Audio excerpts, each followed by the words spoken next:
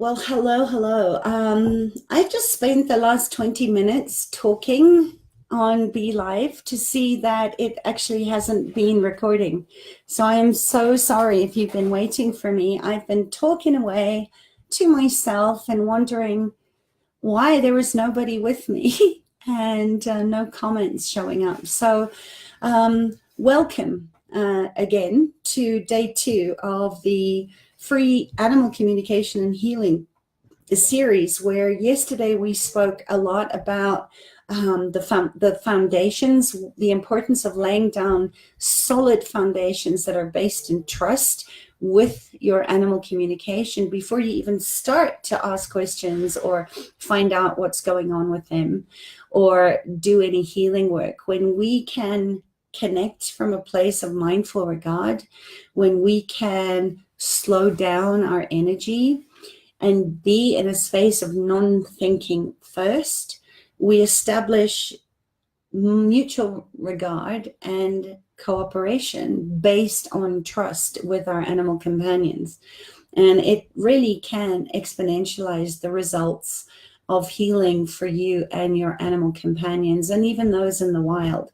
So we talked a little bit about the value of trust, of how to ground your energies and eliminate any of the projections and rejections and expectations and separations and decisions and judgments and conclusions about, is it me making stuff up, or can I really receive the information, and any of the other belief systems that we might have created that have stopped us from accessing our true nature and really tapping into this beautiful world, which is your birthright, to be able to communicate non-verbally with other species and your own body. So we spoke a lot about that yesterday, as well as the value of being able to know how to work with entities before you even start to have a conversation, because it makes a lot of sense. Hi, Violet. I was talking for 20 minutes on Be Live to know that nobody was with me, only to find out that something had gone wonky with the system. So I apologize for take 2 of today. I'm going to have to move it up because I do have a client at 9 o'clock. So, soul contracts, being able to work with spirit guides, animal totems, those that are no longer in their bodies, is a huge topic, and one of the reasons why I have a 2-day workshop and a 14-hour online program that just works on identifying entities and detrimental energies and how to clear it and how to clear your spaces. I mean, I've had real estaters show up for my entity classes who have had properties on their books for years that they haven't been able to move.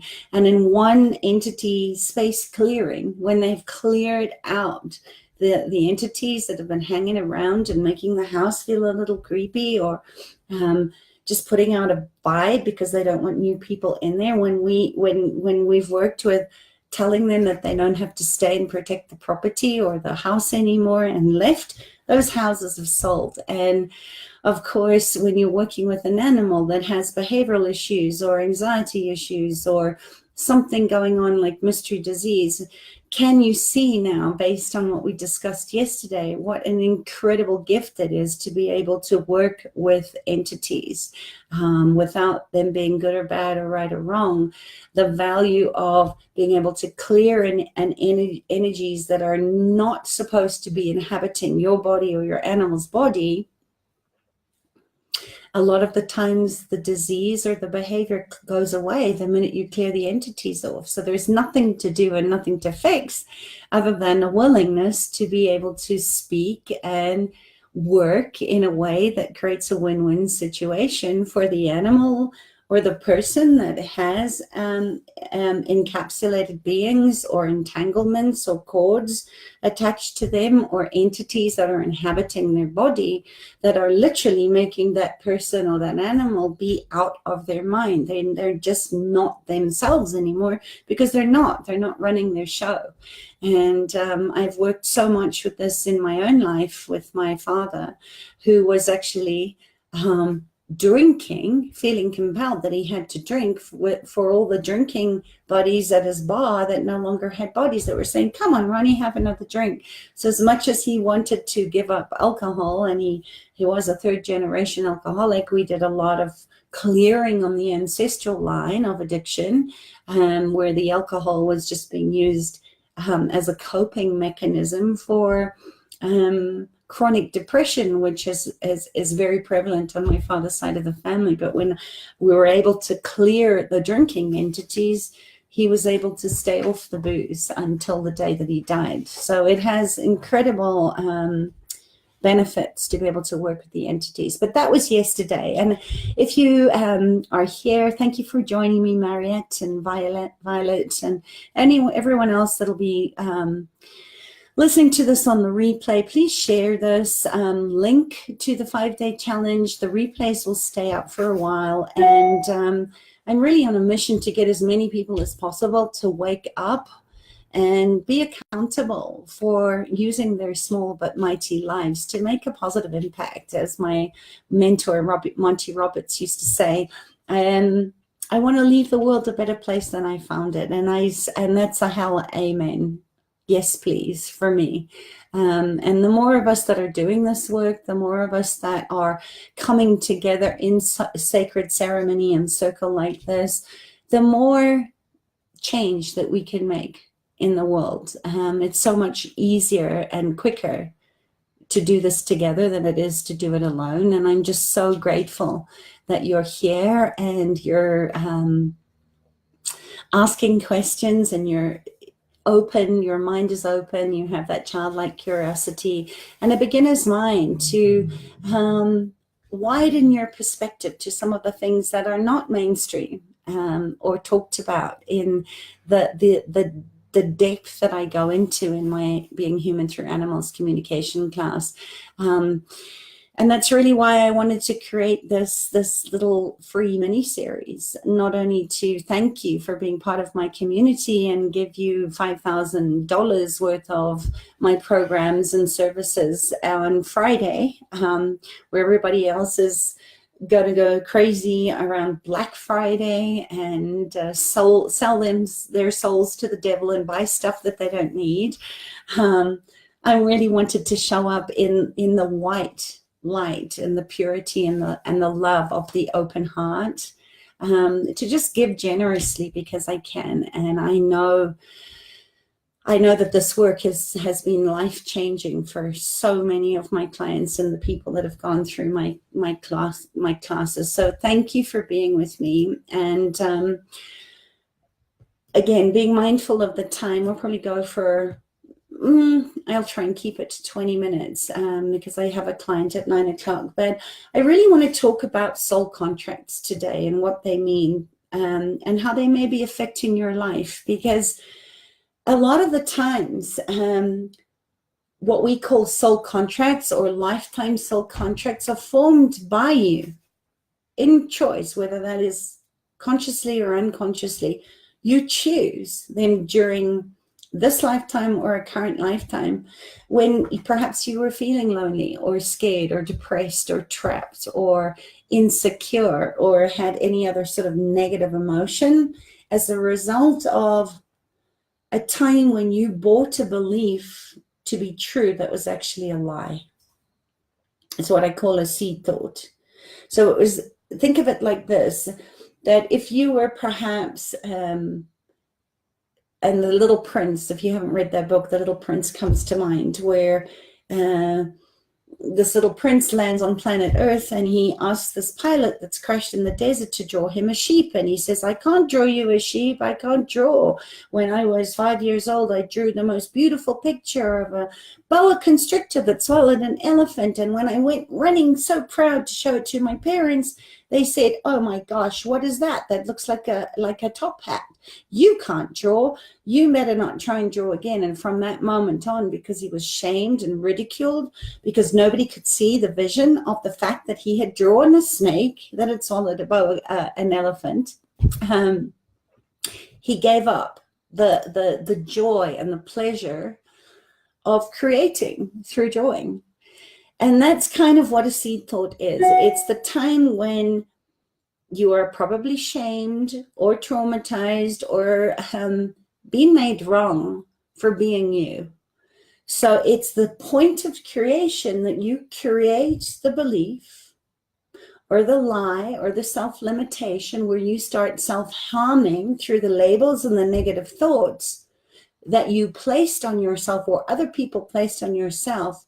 So you have to do everything. So there's the contract is in the seed thought is, I'm not lovable, I'm stupid, I can't draw, or whatever you have decided is true for you that actually is a lie, and you will destroy yourself. So you take a position. It's what we call positional HEPADs, which is my acronym for handicap, entropy, paralyze, atrophy, and destroy yourself in order to keep the lie in place.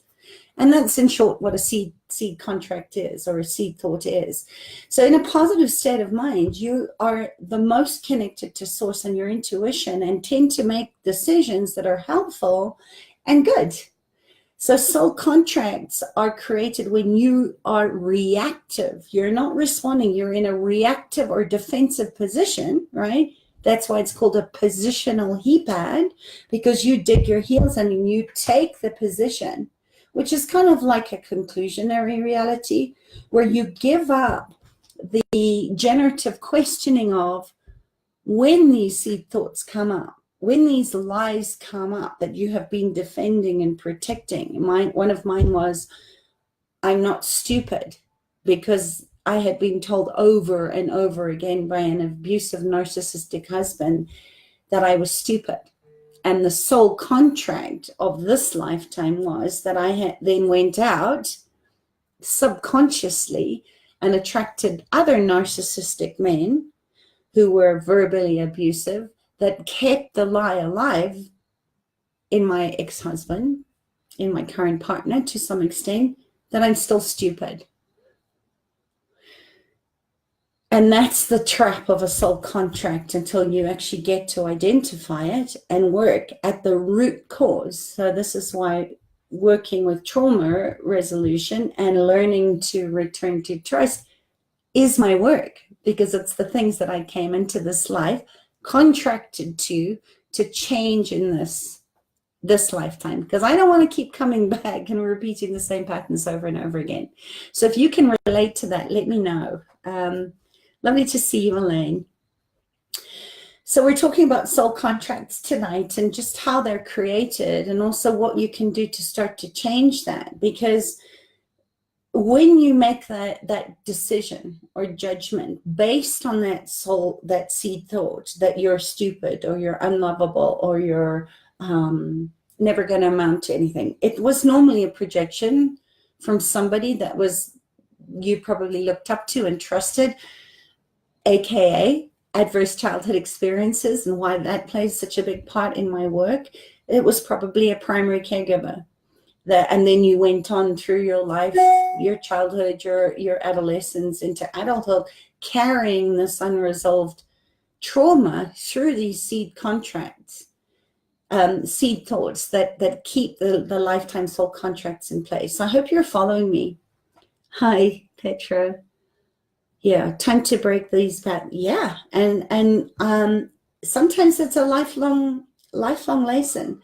But this is where our animals come into our lives, so generous, so patient, so willing to support us in showing us where we are going into the blind spots of the old seed thoughts and these lifetime soul contracts. I once had a client who brought her little pug to see me because she said that he had started all of a sudden peeing in the one specific corner in her kitchen.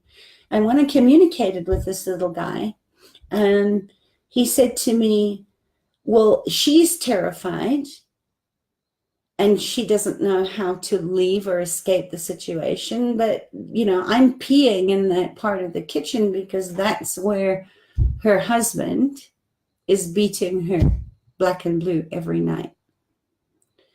So, they do come into our life to be our mirrors. But They don't lie. They're always very exact and very succinct in what they're telling us.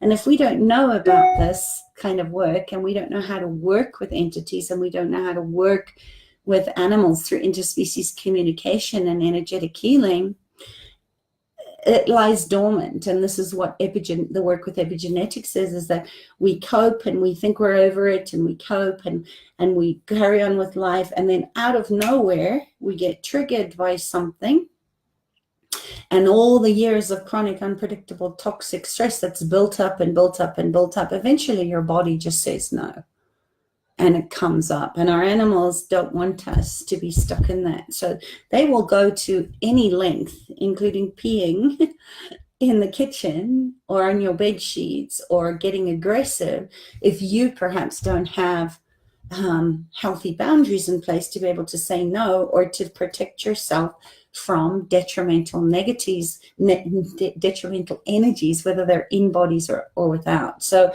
to break this process, we've got to start with the main energetic vibrations involved in it. We've got to get to the root cause of when we decided that that was true for us, right? That seed thought, or that point of creation that we decide to destroy ourselves to keep the lie true. And when you're born, in order for your soul to merge with your human body, does it make sense that your high pre-birth vibrational state lowers to merge with the physical density of your human body and life on earth, to experience life in a physical body? So as your energetic body moves down the vibrational scale, you moved away from the unconditional love, the infinite possibilities that you are love, that you are trustworthy, that you are hope and enlightenment, and you are closer. You move away from that and you go down into that learned helplessness, or the closer energies to grief and fear and hate, and a sort of state of inertia, which we often see in horses that are broken. It's a learned helplessness. You see this in children that have been abused sexually, verbally, or physically. And why a lot of the times when you have experienced incredible trauma as a child, you probably, like me, preferred the company of people, of animals to people, because you could just be yourself and feel your emotions without being made wrong. So they're your X-Men capacities. And, it's a beautiful thing when you can actually start to see that contracts can be broken. And it's very easy to revoke the contracts and the oaths and the vows and the fealties and the communities once you know that they're there. But you have to, as good old Dr. Phil says, you can't change what you don't acknowledge. And that's the one time I do agree with him, is that you can work with this, and you don't have to be stuck in creating all this havoc and repeating old patterns of abuse when you know that they're there, right? Then you can start to work from a place of truth, that you are made of pure divine light, and that the universe has your back, and the animals you're sharing your life are coming in fleetingly, not your power animals that stay with you for life, but the animals that will visit you. Almost like when sometimes your animals pass, they don't incarnate in new bodies, but they oversoul your existing animals. So sometimes it feels like, gosh, you remind me so much of my old dog Flippy.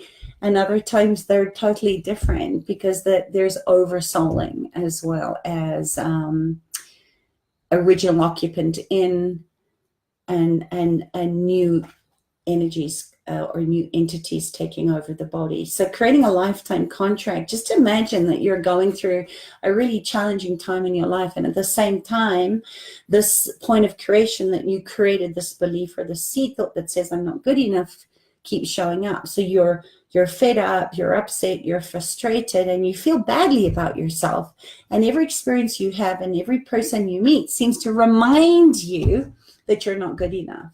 There's that whole thing about what you think you create is the law of attraction, right? Or the law of distraction a lot of the time. So your seed thoughts are the ones that remember we talked about dialing into the frequency of an animal or dialing into a specific frequency in your body. That's what we're kind of doing when your seed thought sends that negative message out to the universe reflects that back to you. And not to be unkind, but to grow and evolve you, just like our animals do when they're being our mirrors. And this is when most people create a lifetime soul contract. So it's easy to understand why you're desperately wanting to stop the feeling that you're not good enough. And in a fit of anger or frustration or despair, you devise a plan, and perhaps you say, and this is the contract, right? So listen here. You make a contract, you make a promise, a vow, an oath, a swearing, a fealty, a community, a commitment, it's a binding and bonding contract. Even if you're you don't really know that you're doing it, and you're saying, I'm going to be number one at my job, no matter what the cost. Or maybe I'm going to sacrifice my needs to support everybody else.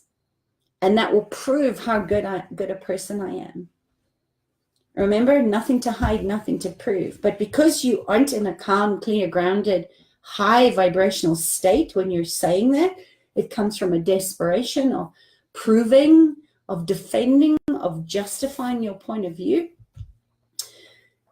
Because remember, after all, you're experiencing a very negative, low vibrational emotion. I don't even like to use the word negative. I prefer detrimental because it's against yourself. It's kind of like right and wrong or left or right. It's just like if there isn't a negative and a positive, there's just choice, then you can get it a lot quicker, can't you? And then does it make sense that if you've decided to, I'm watching my dog. What's up, Rover? If you've decided to rely on your willpower, right? It's a force. It's a resistance to what is true. You create a contract. And many people don't even realize they're doing that. I certainly didn't until I started doing this work. So, you're basically selling your soul to the devil, or you believe that you're making a bargain in order to feel better temporarily. But in reality, you're flagging an area of your life that you're going to have to revisit later until you learn the lesson. And again, this is where I have so much appreciation and gratitude for animals and their patience and their generosity to not abandon us, to not jump ship like a lot of people do. It's just like, oh my God, I give up. You're never going to get this. And there's a lot of judgment. We judge. It's part of being human. Nice to see you, Mina.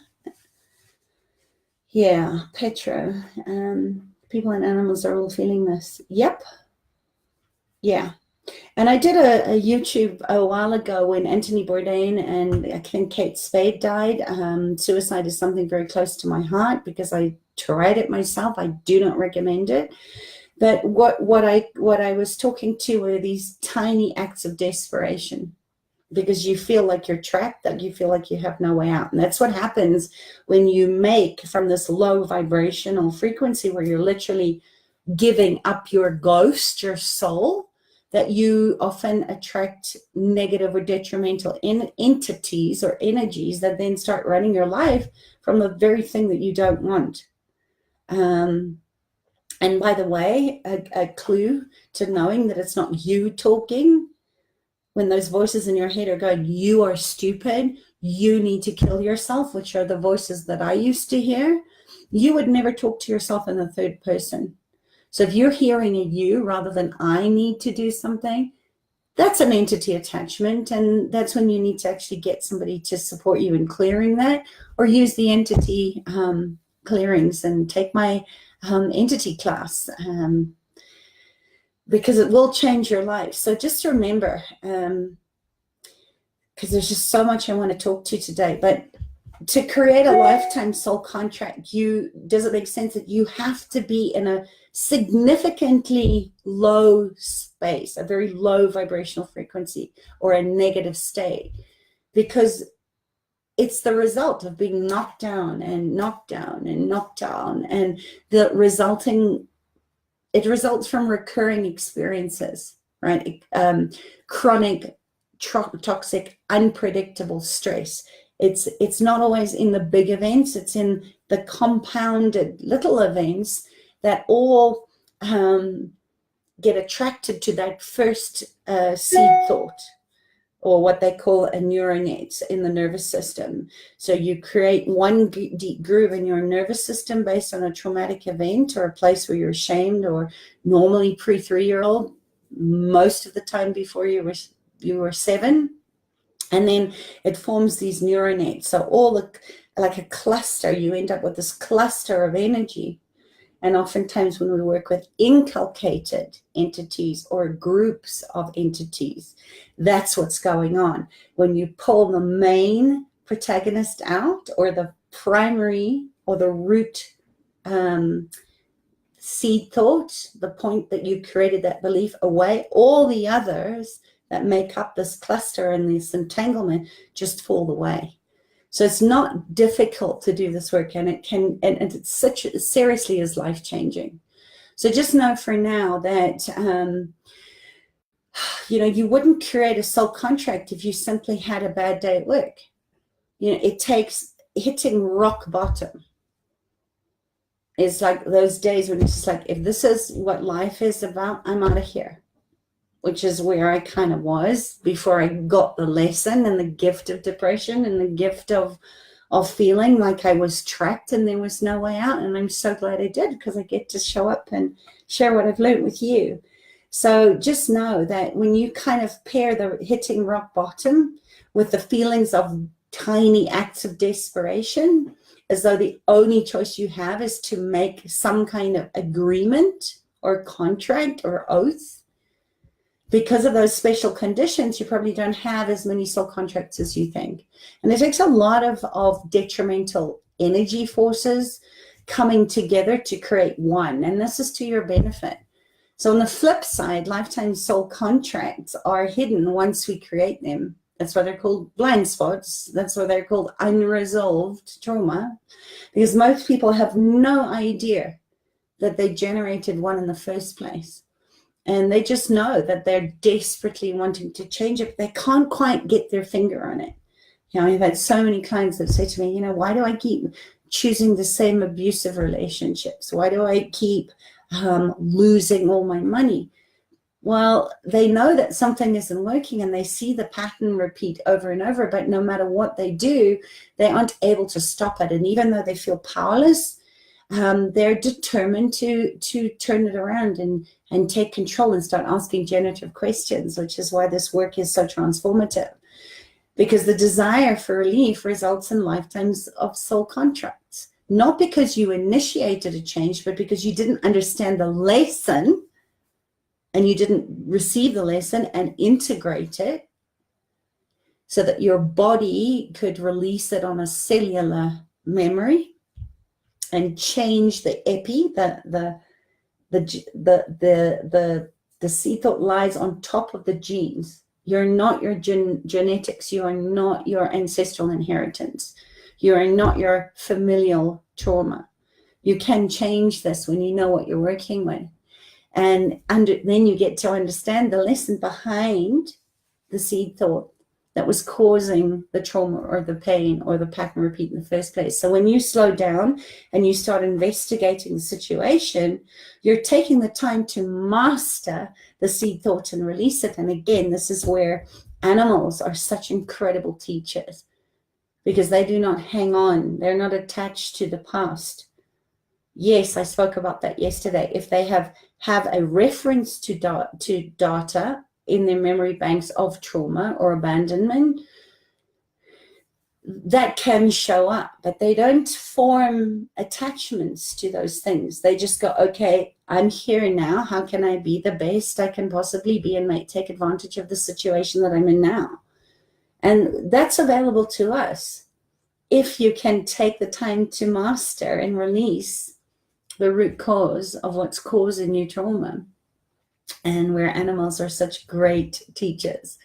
So any decisions, just know that any decisions that you make from the higher vibrational place and the positive state of mind, they're not going to result in lifetime soul contracts, but forward movement in your life instead, right? More ease, more flow, more trust, more grace, more faith, more connection to yourself, to your body, truly belonging, having sovereignty over your physical body, and how you're creating your living legacy in your life through the power of choice.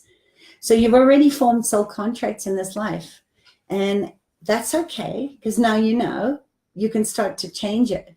So yeah, I could tell you so many stories, but again, I want to keep these under 30 minutes every day, and I know I'm pretty late today. So does anybody have any questions on soul contracts so far?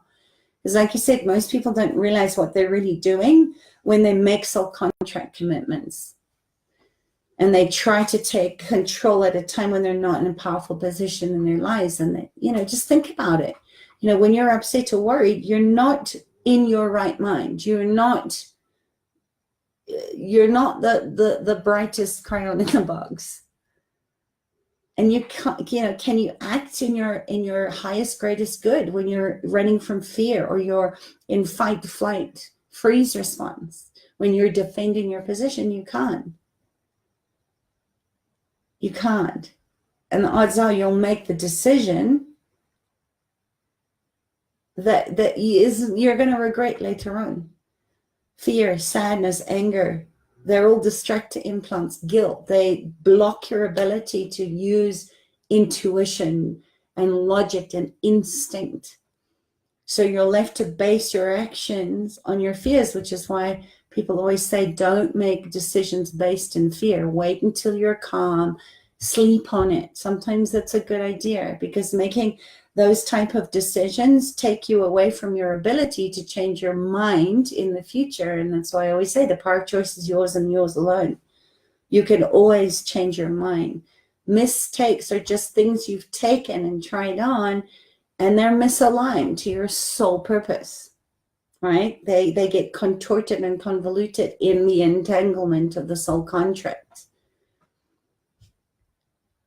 Yeah, it does, Petro. Soul contracts and inner childhood go hand in hand. I don't even like to call it inner child, because I don't believe we have an inner child. I believe that, and this is also based on what the animals have told me and what I've learned working through my own trauma, and having my team players, my spirit guides, the ancient wisdom of those that have come before me, and I've called to support me in that, is that we need to work at the level of the child that was wounded at a specific age. So I believe that we have fractured, so what we call soul fractures, where we have misidentified and misapplied and fragmented parts and pieces of our soul in order to fit in, or to make a lie true. So this is the work that I do in the mindfulness change process, where we go back almost, you can think about it like a Akashic record, but it's on this lifetime, and sometimes we go in utero and into other lifetimes.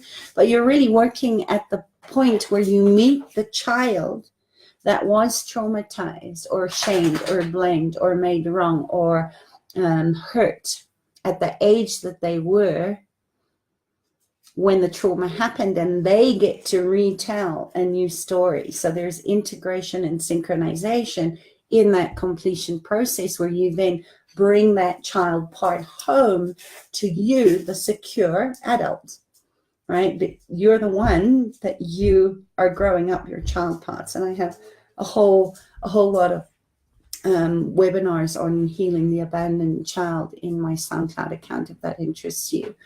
So, gosh, we've hardly touched the surface of what, past life soul contracts that can also be a contributor to your root belief systems. And if your soul's sort of been around 88 lifetimes and you've struggled to believe in yourself during half of them, it's extremely likely that you're going to have at least one full-blown root belief system with contracts all contributing to that lesson show up. And oftentimes the animals that come into your life are exactly the ones that have signed up to support you in changing that.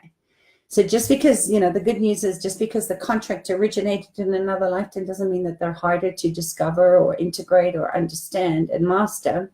In fact, as you work through your soul contract and your soul system, you'll find that your past life soul contracts are actually embedded with your present life soul contracts. So I know that's a big mouthful, but think about it. That's the pattern repeat, right? Because you haven't learned the lesson. Sometimes people call that karma, where we come in with the lessons that we haven't resolved, that we need to learn, keep coming back and back and back until we get that lesson. And if any of you are interested in astrology, this is what I love about particularly looking at where your north and your south node are. Your south node is the karma, it's the past experiences where perhaps there's all these past life soul contracts that haven't been resolved, and your north node is your soul's purpose in this lifetime. So until we actually work, as you said, Petra, with the soul contracts and the child, the shadow work from the south node, clearing all that karma, can we then truly align in a congruent way to our North Star, to what we signed up for in this lifetime to make a difference in the world. Yes, Daisy, my little black dog is here. Okay. So I hope you're feeling complete at this point. No, Daisy, come on. She's knocking my hand and no, I know. No, Daisy. Daisy came into my life as my three-legged dog to remind me of resilience and to never give up, and that the value of adaptability. You know, she's missing her back leg. She had horrific abuse and trauma in her life, and yet she's one of the happiest, most exquisite, loving, caring dogs that I've ever had this kind of soul contract with. And, you know, on those days when I kind of feel sorry for myself, I just have to watch her running around, chasing birds, wagging her tail always, to really get that I have so much to be grateful for. So just know that you don't have to keep repeating the same pattern. Our animals are here to help us. Ask them to show you what you need to learn, and they will. And you will have amazing results no matter what lifetime you start working on with your animals. Just determining which lifetime your block originated in isn't critical, but it can certainly help you to have a handle on your soul contract. And as you move forward and you start to figure it all out, it's going to give you a much greater understanding of your current situation. So, you know, as a kickstart, I would just invite you today to just spend 5 or 10 minutes doing a meditation and starting to, you know, perhaps go through. I have a beautiful meditation where you can go and meet your future wise woman. I also have one where you can go along your timeline and go into your book of records to see what there is to learn. And you can ask your power animals and your animals in your life now to support you in all of that. So just know working on your soul system requires understanding and acceptance. And who better to get us there than our beautiful dogs and cats and everything else that are really there to support us, our dogs. And as I said, the ones that come fleetingly when you're asking for an awareness, or you're asking for clarity on a specific thing, that you will get animal guides and totems that will come into your life to support you with that.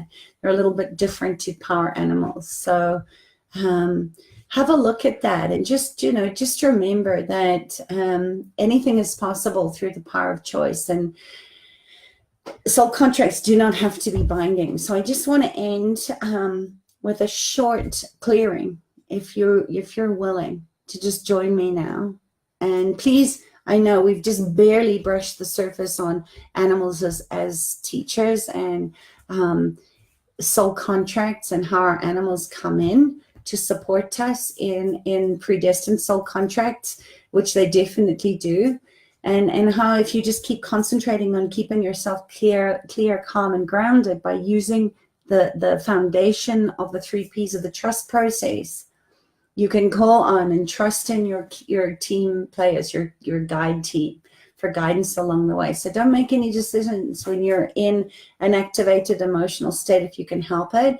And just know, that you can change it. So just stay with you, hand on your heart. You can put one hand on your belly if you want, and just ask for all the oaths, vows, swearings, fealties, communities, promises, binding and bonding contracts that you have entered into willingly or unknowingly, consciously or subconsciously, in this lifetime or any other lifetime before this. Take a breath. And if you're willing to release those now, just say yes.